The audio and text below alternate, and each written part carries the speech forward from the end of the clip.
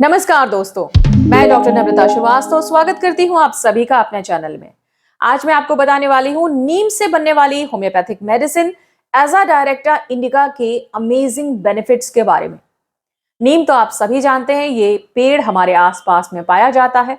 इसकी बहुत सारी मेडिसिनल प्रॉपर्टीज होती हैं जो कि अलग अलग रोगों में काम आती हैं। और इसी से बनने वाली जो होम्योपैथिक मेडिसिन है एज़ाडायरेक्टा इंडिका, इसको किस तरीके से अलग अलग बीमारियों में सफलतापूर्वक इस्तेमाल किया जा सकता है, आज का वीडियो इसी विषय पर। तो वीडियो होने वाला है बहुत ही रोचक और जानकारी वर्धक। मेरे साथ बने रहें। तो चलिए शुरू करते हैं।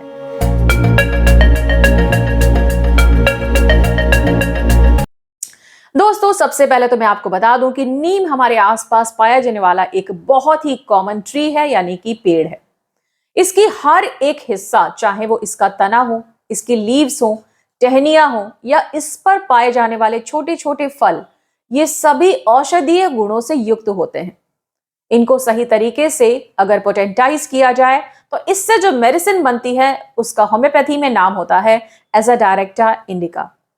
इसको 30 सी पोटेंसी, 6 सी पोटेंसी और 200 सी पोटेंसी में अलग अलग रोगों में सिम्टम्स के अनुसार प्रयोग किया जाता है और बहुत ही अच्छे रिजल्ट्स देखने को मिलते हैं। इस मेडिसिन के अंदर होती हैं एंटीसेप्टिक प्रॉपर्टीज, एंटी माइक्रोबियल गुण होते हैं। इसके अलावा ये एक पीरियोडिक रेमेडी है, यानी किसी भी चीज की पीरियोडिसिटी को खत्म करती है। जैसे कि मान लीजिए कि कुछ फीवर्स ऐसे होते हैं जो कि एक तरीके से पैटर्न पकड़ लेते हैं। अगर वो किसी फिक्स टाइम पर आ रहे हैं तो हमेशा उसी टाइम पर फीवर अटैक करता है और फिर चला जाता है। इस तरीके की पीरियोडिसिटी वाली जो प्रॉब्लम्स होती हैं, खास तौर से क्रॉनिक फीवर, कोई व्यक्ति अगर लगातार बुखार से परेशान रहता है, उसके बुखार की जड़ टूट नहीं रही है, तो वहां पर इस मेडिसिन का इस्तेमाल किया जा सकता है। इसके साथ ही साथ ये एक ब्लड टोनर का काम करता है, ब्लड को टोन अप करता है और इम्यूनिटी को इनहैंस करता है। अलग अलग रेस्पिरेटरी प्रॉब्लम्स जैसे कि पुरानी खांसी की समस्या, गले में खराश और अस्थमा के लिए भी इस दवा को प्रयोग किया जा सकता है। इसके अलावा मेडिसिनल प्रॉपर्टीज की अगर बात की जाए तो स्किन के केस में तो ये एकदम वंडरफुल और मार्वेलस रेमेडी है, क्योंकि इसके अंदर एंटीसेप्टिक प्रॉपर्टीज हैं, एंटी फंगल गुण हैं।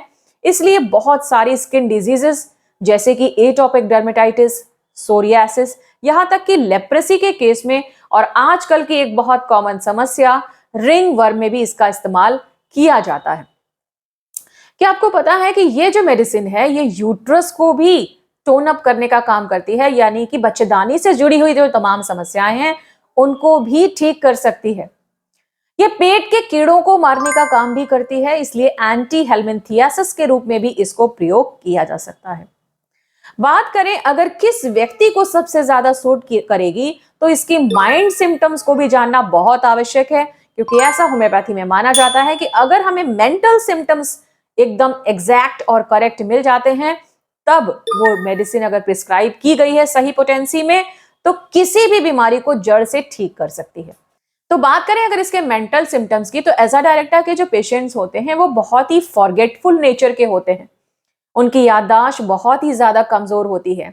रोजमर्रा में जिन लोगों से वो मिलते हैं उनके नाम भी भूल जाते हैं, कल उन्होंने क्या किया था ये भी भूल जाते हैं। जब कुछ लिखने पढ़ने बैठते हैं तो पता ही नहीं चलता कि वो क्या लिख रहे हैं। इसके अलावा बहुत ही डल माइंड के होते हैं, इनएक्टिव होते हैं और बाहर जाने में डरते हैं, क्योंकि बाहर जाने से यानी ओपन एयर से इनकी समस्या, चाहे वो कोई भी समस्या क्यों ना हो, वो बढ़ जाती है। इसके अलावा ये देखा जाता है कि इनको सिर दर्द की भी प्रॉब्लम होती है, खास तौर से दाहिनी भाग का सिर दर्द होता है, काफी तेज सिर दर्द होता है और सिर आगे के झुकाने पर बहुत तेज सिर दर्द बढ़ जाता है। सुबह 10 बजे के करीब एज़ाडायरेक्टा इंडिका के पेशेंट को एक खास तरीके की फीलिंग होती है। इसको कहा जाता है गिडीनेस। गिडीनेस का मतलब होता है जब अंदर से मिचली आती है, तबीयत बहुत भारी लगती है और सिर में चक्कर जैसा एहसास होता है। इस तरह की खास गिडीनेस अगर सुबह 10 बजे आ रही है तो वहां पर भी इस मेडिसिन को प्रिस्क्राइब किया जा सकता है। बात करें अगर इसके पेट संबंधी लक्षणों की, तो इनडाइजेशन के लिए, गैस के लिए, गैस की समस्या के लिए, पेट में फूला फूला एहसास होना, सीने में जलन होना और कॉन्स्टिपेशन के लिए बहुत अच्छी दवा है। स्टूल्स बिल्कुल भी क्लियर नहीं होते हैं और अगर क्लियर होते हैं तो बिल्कुल सही से पास आउट हो जाते हैं।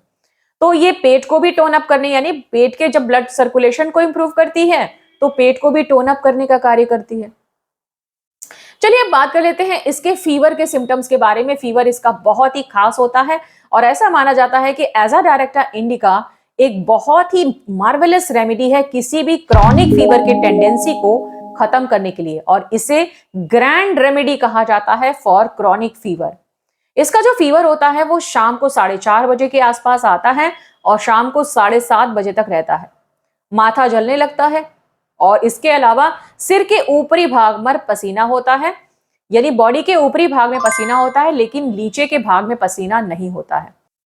सेम इसी तरह का कुछ सेंसेशन इसके हाथों और पैरों में ये देखने को मिलता है कि हाथों में ऐसा लगता है कि जैसे मान लो बहुत ज्यादा कमजोर हो गए हैं, उसमें तो मानो ताकत ही नहीं बची, यानी पैरालाइज्ड जैसी फीलिंग आती है एज़ाडायरेक्टा इंडिका के कुछ केसेस में। पैरों में एहसास होता है जैसे बहुत तेज दर्द हो रहा है, जिसे रूमेटिक पेन्स कहा जाता है, और पैरों के तलवे में जलन भी होने लगती है।